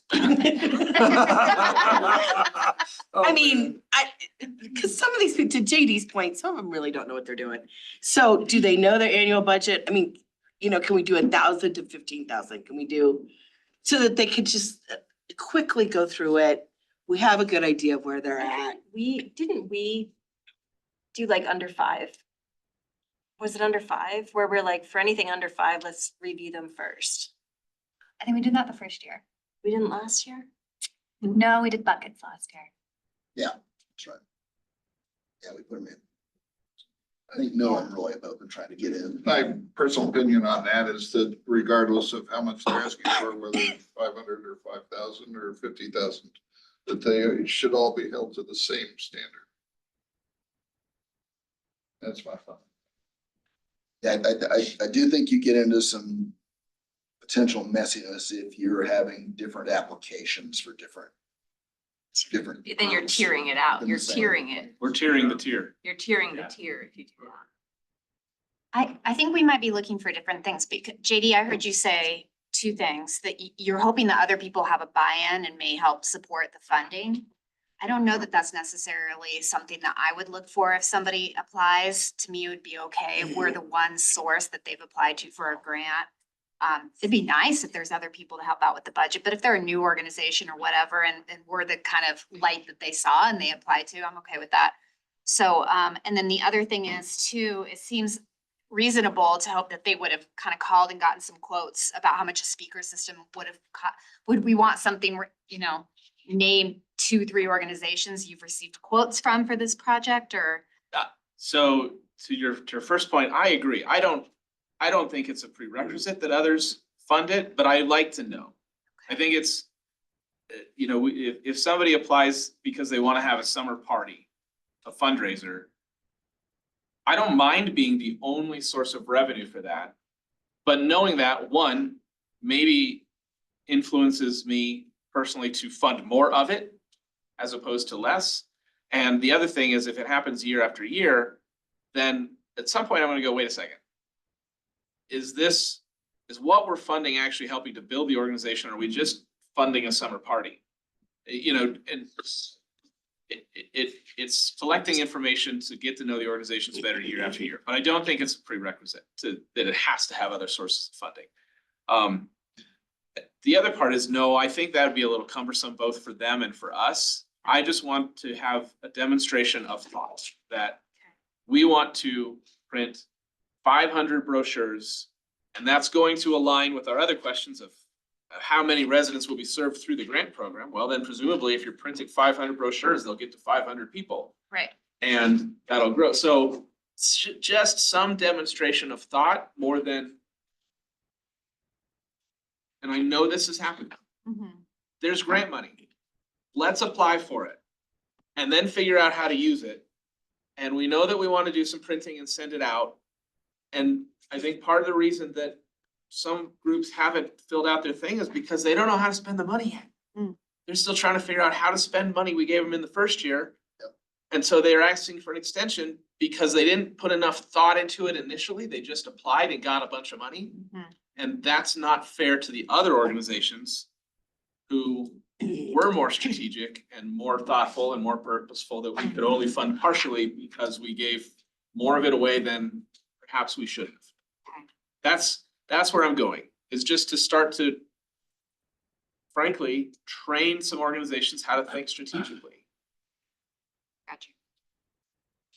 And maybe that's not our place. I don't want to. That was kind of mine. Is that our place? But it is to be to steward the money well, the taxpayer money, to make sure it is being used in a way that is intended through the lodger's tax initially, but also then the programs that we use to align ourselves with. It is, it's a little bit our role, but you go back and forth. That's why I come back to the only way that you're really gonna, dial in those organizations is gonna be via like an interview process. I feel like. Yeah, but I think, and it may get to that. For me though, if they can't answer a few questions here, there's no way, and then we have to do it face to face. And then we're grilling people who may or may not be good speakers and comfortable speakers and maybe brilliant nonprofit executors, but really poor public speakers or interviewers. Yeah. So I don't feel like we're there yet. You're also breaking new ground if you do something like that, because no other city grant program does interviews. They're all through the application process. Yeah, I was just meaning that like when we have like this tier, almost like a tier, you know, set of questions, you know, that's just gonna get diving deeper, and deeper and deeper. I hear you that the data is gonna speak for itself. Like if people are doing the extensions and can't justify where they spend the money, we're gonna have that information after a few years and evaluate that when we see their application. Yeah. On question 20, it says, please indicate a category for this class. Are they able to click more than one, or does it have to be one? I will look, can you? We that- can have more than one. Yeah, we may want to do that because the one was when you could do up to 3 grants. Yeah. Isn't that right? So, But we can have it so you can pick more than one. I don't know if we want to do that based on how we organized our grant buckets last year. The only reason why I say it is grammatically, if they're allowed to do more than one, you don't want to say a category. So, But if you're only allowed to apply for one project or one, you only get to, you know, pick one apple off the tree. I feel like they could be combined though. Like I feel like funding could support programming. Well, but it would still be capital funding that you're doing that then enhances programming. Yes, I don't know. Maybe what you want to do then is move 20 in front of 19. So you can indicate which of these you're choosing and then how would the grant funds be used. You can expand on that. I do think from what I'm hearing around the table, you may want to rethink that 250 word limit. Because we're asking to tease out a lot of information from these applicants. And I don't know if you're gonna get that kind of detail that you're talking about in 250 words. Keep in mind, we doubled applicants between the first and second year. We got Yeah, I 30 think we and then still could. I 60. mean, maybe it's 300, but I still think you can get the job done. And that's the other thing is that levels the playing field too, is that I can convince It's anyone if you all let me in the talk long. editing. Yeah, you have to be precise in your language. Right? They'll just put it into ChatGPT. Right. well, and in the past, you've gone back and asked for more clarification yeah. if necessary. If you find that you don't have enough, we can go back and get some clarification on it. So what I'm hearing is only select one of the drop down, but move it back a question. Going back to question 18, whether they answer yes or no, have an opportunity for them to expand on the sources of their additional funding. Yes? I still disagree. I think just having one as an option is really limiting because I think marketing and programming can be together. You're marketing a program. You need funding for both. Well, but you're marketing the program, Right, so you would click marketing and program. but the program already exists. No, you're marketing a new program. So I would put that under program. You see, it's confusing. I Well, think it's a little limiting. I guess my question is, how much will it actually affect our decision-making process? What they mark will really just, maybe that will be the order that we'll look at. I mean, how is it really gonna It's their affect? description that's Yeah. going to. We moved some of the organizations around in those buckets before. We could probably do it Yeah. again if we feel like one is not categorized correctly. We can move it in the right bucket later. Yeah, I mean, we can do 2, but if everybody comes in and checks every single box, then I want to revisit this next year. Okay, all right. Should we consider number 5? Noah, did you? I was just gonna say, like, if I had an event, I could say it's a programming and event. Then I could also say, well, I need to market for such event, so I'm doing marketing and promotion too. I mean, yeah, Should we consider simplifying this to maybe operating support projects and maybe one over the category rather than. I mean, have I too like. many categories. I like what's out here. One, again, not because it's gonna help me decide how to fund, but for information gathering and statistics, I think it's. I mean, there's only 6 boxes here. Again, I don't think it's overly taxing. It's not that it's taxing, I just wanna make sure that it's not limiting. Well, so if they can check more than one, that's fine. And they can also, I mean, I've been known to check the other box and say, you fool. These categories are stupid. And that's what I'm doing. Yeah, you could do that. Well, I'm gonna judge you then on your. As you should. Did we answer your question for 18 or are we still not? Yes, no, let's go. I think we're good. Have we been strong enough? Okay. She did ask, are you sure you want to go? Self, remember? Yeah. Anna, you should have just not brought this to us. We got the answers we didn't want needed, to. but are we all? You're good. Good. Hey, thank you. All right, Next. Just yeah, one other thing, the Yep. other last paper you have on your desk. This is the Arts and Culture Award nomination. and we are just reminding about And it. we are reminding everyone that the nominations are due by January 15th. Oh. How what? Do we nominate? Via the form that I will send again tomorrow. Okay. thank Yeah. January 15th? You know what? I'm gonna make an executive decision and bump back to 31st so we can have one deadline across the board. I like it. Is that good? January Ooh. 1st? Yeah, January 31st. I'm impressed. Good job. I need to ask a little question about this. If there is a candidate for this that has a multitude of recommendations and letters written for their nomination, and a lot of people put their input into it in time, does that actually count for anything, I guess? Because I think a wonderful person got the award last time, the person that was meant to get the award. But all that was there was a link to another, like a written up article, I guess. And that wasn't quite like filling out, you know what I mean? That wasn't going through due process, I would say. Yeah. It would be like, click on this to find out the information, why this person should win the award. And it just so happened that some people in this room happened to know of that person and could speak very highly to that person's career.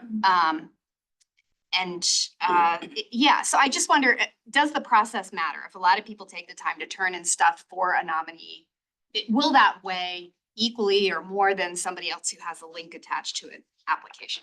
I think that's a really good question, Emily. And one of the things that we talked about on the staff side last year after that was that there certainly was some shortcutting, and that was one of them. Just attaching a link is not the same as actually filling out the application or going out and getting additional people to support it. I think that is something we need to think about. I don't know that I would. Thank you. And maybe what we need to think about on that one is that you actually need to fill out the boxes. Don't just attach a. Now, if you want to fill out the box by attaching a Word doc that actually has something, that's one thing. But a link to a newspaper article, I questioned that last year, whether that was at least in the spirit of the intent of the I application. think that change has been made for this year, so Oh, people, has there's it? like required Okay. open it, long form boxes that people can fill out. So my answer to your question, my personal answer is no. Because for two reasons. One is it negates our role in judging. It just becomes a popularity contest. And two, organizations like South Suburban will win every time because they have a mailing list of 80,000 people. And if they say, nominate this person and 10,000 people respond to it, they're gonna win every time. So, and those are exaggerations, Sure. but to me, I think if one person is nominated 15 times, as it were, my hope is that we could consolidate that into one candidate and allow us to be the judges of the contest as opposed to trying to weigh it or a popularity contest. But the popularity contest kind of took place in here because your word really weighs a lot, right? And if you personally know somebody and can speak to what they've done and all the other people who wrote something aren't in the room, then your words and your recommendation tend to outweigh, due to a lot of respect for you or other people in this room, tend to outweigh the people that set something in. That's fair. And that may be that we sort of take the same process as we do beforehand and look at the applications as they exist and submit our thoughts to Anna. Like a blind jury. A little bit, Yeah, yeah, just, yeah. yeah, that might solve some of that issue. You're right. It does kind of become a debating society otherwise, and there's always gonna be some element of that at some point in the process, but having that in advance where everyone is kind of gone in and sort of, and maybe you're ranking, each person ranks your top 3 candidates or something like that. And then that gives us a starting point. Gives us, yeah, because that, yeah, no, that's fair. Because you are very eloquent and you are very convincing, and also you had, you know, you made some excellent points. Points that I don't think could have been made as well in the papers that were submitted. Did you tell that to my wife? One thing I was thinking of is, you know, we could name the runners up and everybody who was nominated, make sure that's on the website following the announcement. We could put it in the State of the Arts program too, that, you know, here's the winner, here's the kind of runners up, so that everybody's acknowledged to a certain extent. Can make sure that the nominees are invited to the event itself. Yeah, that was, that's not on this. So on the back page, it just Okay. says that the winner will be invited. Yeah. And so that was my question, are the nominees invited as well? Yeah. Then when I spoke to it, I was supposed to mention the nominees and I didn't. I feel really bad. I You feel should like I let that dropped the go, ball on Kate. that. Yeah, that was Yeah, last year, yeah. that's still last year. Becky just reminded, the nominees were invited. I don't think a lot of them came, I feel but- like I should have checked in to see if I could help do something to name nominees or something, you know what I mean? I think I dropped the ball. Well, no, I mean, I just think we learned a lot from doing it the first Yeah, time. the first time, yeah. Yeah, I mean, I think, yeah, I mean, I think there were some good takeaways from it. And Yeah. I just wanted just a little more follow-up with. And then I really do like the idea of maybe somehow blind, because the words that just keep coming in my head are body of work, right? And so that's great if somebody gets nominated, and it's great if people attest to who was nominated. But I really truly just want to look at a body of work that somebody has done. And I, Not their name on it. And Kate, I really like that point, because for me, it's not the quantity of nominations that come in. Some of these groups are large organizations and they might say to the board or to the director, let's have you submit that application. They might have lots of connections or students or whoever it may be that would be willing to also submit an application, but they've decided, let's have one person put this name forward. I think it's great to get multiple applications for one person because it really does speak to who they are. But I think if we look at the body of work versus somebody saying, hey, can I get all my friend, you know, it's like the phone a friend. Instead of the volume, looking at what that person is actually nominated for, or group or organization, and looking at the body of work. To your point, Kate, I really prefer looking at it in that way versus volume of applications for a single person that we get in. Yeah, I think both, if we could look at both, that would be great. Can I suggest all board members sending me their nominations prior to our February meeting, and rather than opening up for discussion at that meeting, we come prepared with the award winner. Like, it's just whoever gets the most votes prior. Instead of discussing it. at Like we do our February. homework and vote and not Fine with vote that. to talk about each person. Yeah, I Do like you want us to that a vote for lot. one or like 3? I think just one. That's all we need. And then, You have to still vote in the meeting, so it's on the record. oh, okay, right. are you gonna send Uh, out who all the nominees are? Yeah, I'll Okay. do that similar to like what I did last year. It just means that you would all have to read through them and send me your nomination prior to the meeting. And then it's just a vote of, it's just numbers. I like that. And then we can review it at the February meeting and cut for public record. I think the one thing that I would like to offer with that, here's why I don't love it.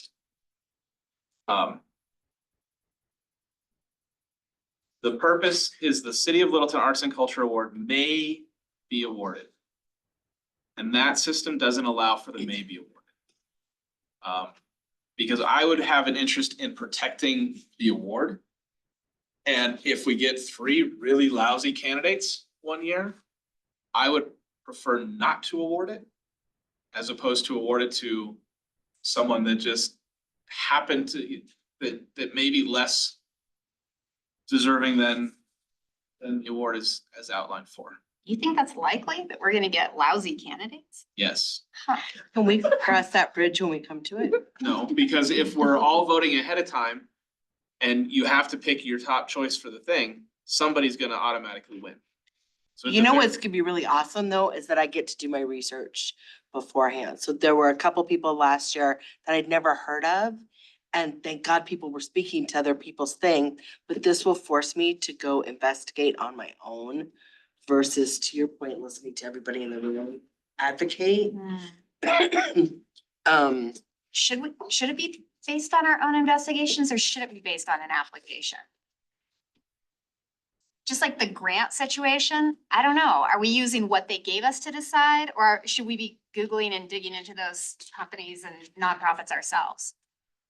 Combination. Sometimes to make an informed decision, you do have to do some personal research. Not that you want to share it with everybody, but I know I certainly, if I have questions or if somebody is unfamiliar to me, I'm gonna want to find out more and that would make an informed decision. I don't know that I do that with everybody because I may be familiar with some of them, but I don't think it's harmful to do a little research. Just if you don't know who the people are.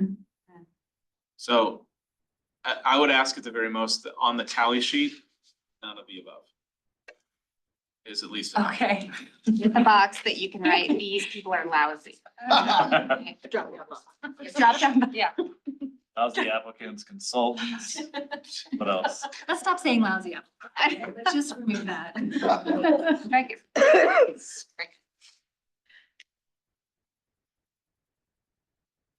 Okay. Thank you. That portion of the agenda is concluded. Awesome. Where is it? It is 8:35. We will do an abbreviated roundtable. If anyone, don't feel obligated if you don't have anything, but anybody want to add anything to the good of the order? So very exciting. We just came out with our community ed and youth programs for summer and fall. And the back ad is free art and design workshops. I saw that. And there's a QR code. So we're scheduling those workshops now. They'll start in March and they'll go through, I think, the end of the year. Katie, who is that sponsored by? It's the Arts and Culture Commission. Yes. It's very exciting. We need to really promote this though, because like, I feel like no one's gonna show up because no one knows anything. But we're hosting the workshops, whether we have 1 person or 12 Nice. people. It's not gonna be, we won't cancel any, so tell All your ages. friends and family. Make sure it's on the visit Littleton. Yeah, I'm gonna have marketing do that. What date is it, Kate? So it's gonna be every first Saturday, 10 a.m. to noon, and every third Wednesday, 6 to 8. Starting when? Starting probably in March, because in February, we'll be just getting it. Can we get a organized. digital copy of that flyer so we could send it out to our contacts too? Sure, and there's a QR code that will link to the page where where people can register and come. Also need to disseminate it via the CAP listserv. Okay, That would be yeah. really good. It just software. came out, and then Roy, show them the calendar. Joni hasn't seen it. No, Joni has it. Oh, you have it. So do you Tell them remember about it. the So good. photos that we chose between of the place on Mineral with all the trees that is now gonna be Costco? Wait, say that. So the photos, Yeah. they were all labeled the most beautiful place in Littleton. And it was all the different seasons and it was the trees and it's right along Mineral where they're building the Oh, Costco. great. They've taken all those trees out. Yeah, that's the swale that he was, Swale, the tree guy that was at city Yeah. council the other night was talking Yeah. about it. So Roy, Joni, and you were on that too, right? We all were on this to vote for the different pictures. I don't know. Nice. Aw. And I just saw it at the library. I just picked it up on the way in. We may Did still everybody have. get There was one? like there No. was what, like Do you want one? 190 photos, Okay. something You like want me to that. grab I mean, them? there were some people that had multiple submissions. There were a lot. Were you on that too? Oh, I didn't know. I'm sorry. No. Right. Which one is the Costco trees? Did it make the cover? They of the didn't make it. cross country? Oh, it they didn't make They it. didn't, they Ah. didn't, there were nice pictures, but there was like, Many oh, others look, it's though, on better. mineral. Yeah. But Here's December. That was Roy's pick. with the farm cat in it. With the cat Chloe. really well and said, That's I right. was fighting for April. April was the one. Aw. With the She's robin. friendly as I think it turned out, I think it's a lovely, Yeah. Had that bit my son years ago. That's why I don't sweet. buy clothes. because I picked mine up at ACC, Oh, okay. the fitness center they have. Just say the raccoon was You know, pretty the little cute. bat in Anybody it. else have anything? Was he okay? Derailing. No, thank All you. right. I'm sure I he's would still out just, on that. everybody find and take the Hudson Garden survey. It's, and promote it to your networks. If you know other people, send that link to them. Probably through at least the 31st of January, going with our theme. But they weren't sure how long the survey would be open, but it'll at least be open to the 31st, so. Take that time. Do your homework. Anna doesn't have anything to do. All right. Ooh, More Jenny. calendars. Oh, back yay, to room. Jenny. Oh. We are I adjourned. get to have one back. Oh, they got- Oh, you Okay. gave it away. Yeah, I gave it to her.